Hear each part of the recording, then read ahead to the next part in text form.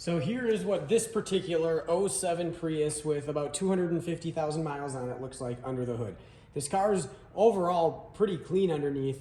I got to give my buddy a little bit of crap here because I don't even know if he knows this, but he's missing the relay box cover, one of the bolts that holds it on. So there's a few things. There's some leaves piled up. So not a whole lot of staging going on here. This is what we're working on. So he brought me the spark plugs. We're going to be throwing those in. So the biggest part of the task with this particular job is just getting stuff out of the way, which isn't too bad.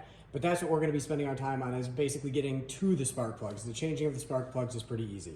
So right off the bat, we're going to zip. We got to get the airbox out of here. So we've got a 10 millimeter bolt there, a 10 millimeter bolt there, and a 10 millimeter bolt on the clamp for the air intake. So now we should be able to pull the air intake off of here. And then we've got a harness. I think this is the mass airflow sensor. We've got a harness with just a little clip on it. Got that undone, and then we've got this holder for it, so we can flip that out of the way. And now we should be free to pull this out. And you want to make sure you don't lose these. I left them in there and I didn't throw them when I yanked that out, so that worked out just fine.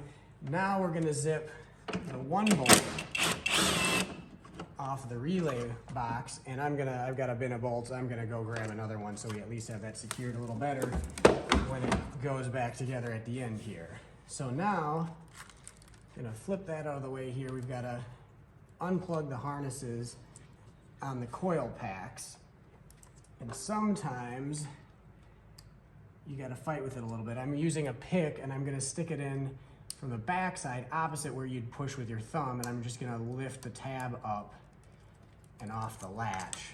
That seems to work pretty good on some of these, and you're less likely to break something. And then we got this last one that's a little tougher to reach, but certainly not impossible. Okay, then we've got to zip the 4 10 millimeter bolts out of there, but before we do that, I'm gonna grab some compressed air and just clean this area off so that we don't get any contaminants down in the spark plug tubes. Okay, so we're gonna hit it with some compressed air, and it's looking pretty good. Wasn't a lot of debris that got blown out of there, so that's good. Then we're gonna take our impact and loosen these up.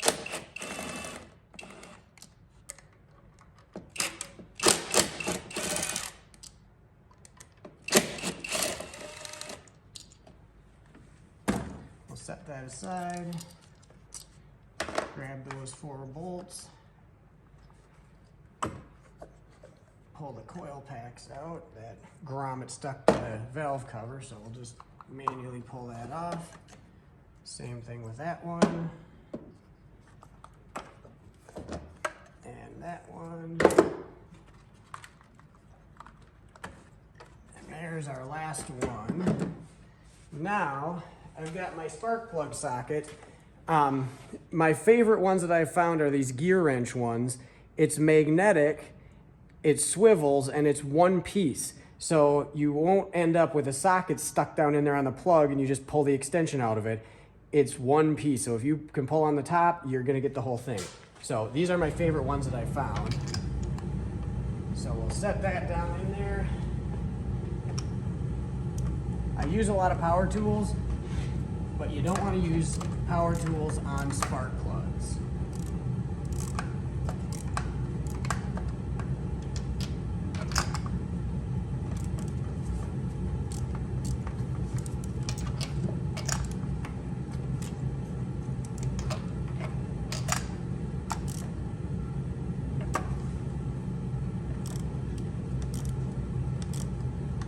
All right, all of them cracked loose easy enough.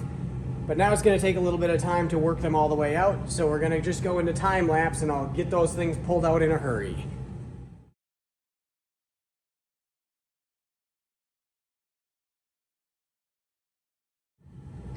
So the plugs that we're going to be installing today were provided by the owner. They're Bosch 6702s. If you go to the Rock Auto website, it lists this plug for this vehicle. Usually what I like to do, these are a platinum plug, and they're absolutely not the wrong plug for this car. But usually when I go to the parts store, I'll ask for whatever is OE. And in this case, this car came with iridiums. And even if you go to the Rock Auto website and pull up these plugs, it tells you that iridium is OE, these are platinum. And then Bosch specifically says, do not gap these. They are preset, don't mess with them. The electrodes on these things are pretty fine tipped, and so it's common that, or it would be very easy to damage these if you were throwing a gapper in here and sort of forcing it open. So that's a lot of times why iridium and platinums, they say do not gap them. So we're not going to gap them. We're just going to install these. Another note, I do not put anti-seize on these. I've heard it recommended that you don't, because if you had too much on there and had some down by the tip, you could cause arcing and it wouldn't work right. But the main reason I don't use it is because when you thread them in, the anti-seize will dry out, and I've had trouble getting plugs out later after they've been in for a long time. So I put them in dry, no anti-seize. And we're gonna snug these down. Probably a little bit left to ratchet because I just did it by hand, but we'll know when it's tight. And 13 is not a lot.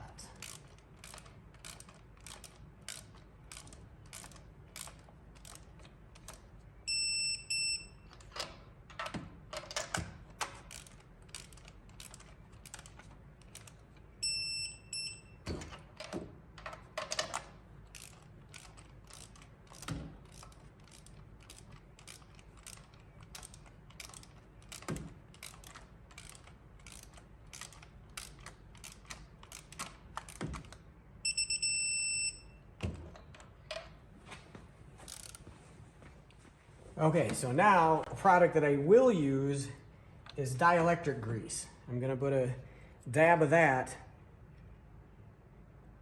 in the end of each of these coil packs as I reinstall these.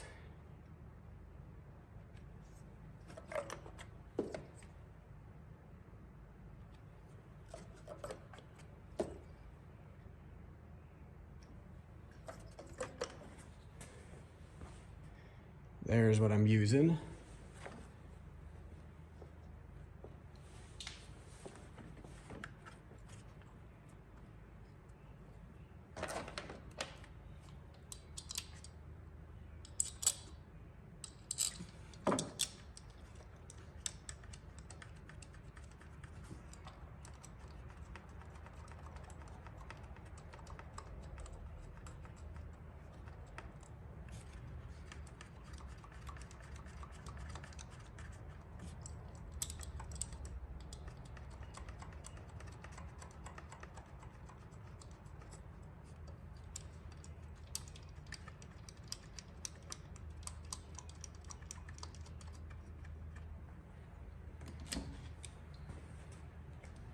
It's not uncommon for me to use a power tool to reinstall stuff, but if you got any doubt about what you're doing, not putting an impact to it is going to be a smarter choice, because a 3/8 electric impact will break these M6 10mm headed fasteners. You can also just over tighten them very easily. So I'm just tightening these down by hand. So we've got the coil packs all tightened down now. And now I'm going to plug the harnesses back in.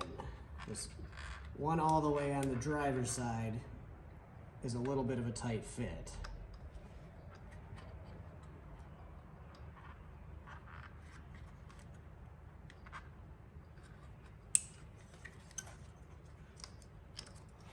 And you want to make sure that you push them in until you hear them click and lock into place. And it wouldn't be bad to pull on it. Another tip is if you have trouble plugging these in, hit them with silicone spray or TPFE spray. I think I got those letters right. That will help these things slide right in, and you won't crunch or grommet in there or do anything weird or break at the connector. So make sure that they're all plugged in and they've snapped and they're locked into place. We're gonna clip this wire harness back on there. So that's all good. Next, we're gonna swing the open top relay box back into place. I located another fastener for it, and I see the problem. One of them is broken off, so I think it's going to be, we're not going to deal with that in this video. We're just going to put the one back in there and be good with that. We'll grab our airbox with the bolt still in it, and on the bottom here it goes on to the throttle body. We'll put our intake on there. We'll line up the throttle body. And it does look like there's a clamp on there, which it pulled right off without dealing with that. But I'm gonna loosen that up. It's not sliding back on easily, and you don't wanna force anything. So I'm gonna put a 10 millimeter on that, loosen it up. Let's see if that gets us where we need to be. I think we're good with that. We'll line up these holes, and I will just run these down gently, just a couple clicks. Couple clicks. We got this clamp on here. We'll run this down. No clicks on that one, and then we'll go down to the bottom here. Couple clicks on that one. We'll grab our wire harness for the mass airflow. We'll put it back in this clip. We'll press and lock it into the mass airflow sensor. We'll clip that back down. And there is the spark plug job. So next I'm gonna move on to some suspension stuff, but I'll put some links in the description to the socket I use for the spark plugs, and yeah, hopefully this will help you tackle this job at home, in your driveway, on your own car.